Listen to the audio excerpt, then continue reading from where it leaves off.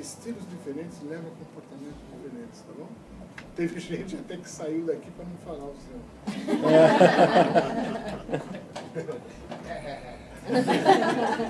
Você viu o sentimento dele, né? Tá legal? Então agora faz o seguinte, ó. Para ajudar nessa história. Análise, seu estilo e processo. Informações relevantes para reflexão. São pistas e são feedback. É interessante, já pensou aqui como é que é a mecânica? Na hora que vocês preencheram o instrumento, o que vocês fizeram? Uma exposição, concorda? Eu acho isso, eu acho aquilo. E na hora que vocês estão lendo isso, vocês estão recebendo um feedback, não é isso? De quem? De vocês mesmos.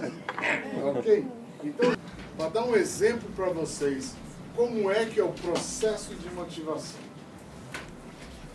Outra vez, não estou querendo aqui ensinar, olha, vamos lá no detalhe da motivação, até porque, né, não somos psicólogos e tudo mais, ok?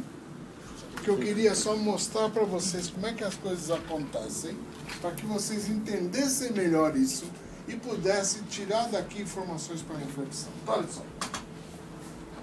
Esses caras vão remar? Bom. Não tem condição. Ok? Por quê? Por medo. De quê? De apanhar. Então, tá aí o processo de motivação. É que a gente fala hoje de motivação e só pensa em autorrealização, etc. Mas tá aqui, ó. Este é o processo de motivação. Eles vão remar sim. Por quê? Eles vão remar para não apanhar, para atender a sua necessidade de segurança. Ok? Tá ok? Não sei, aquela história. Tudo bem? Então eu queria dizer o seguinte, se um dia este cara aqui cair do barco, eles vão continuar remando? Não. Então ok, esse é o processo, tá legal?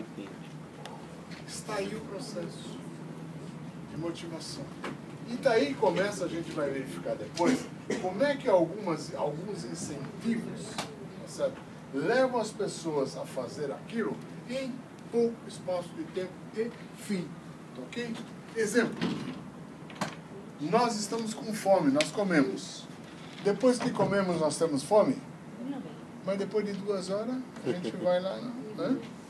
Às vezes não é nem porque está com fome, mas tudo bem. O que estou querendo é o seguinte, algumas necessidades, elas têm que ser, entre aspas, cutucadas. Nós vamos dar uma olhada depois. Tudo bem?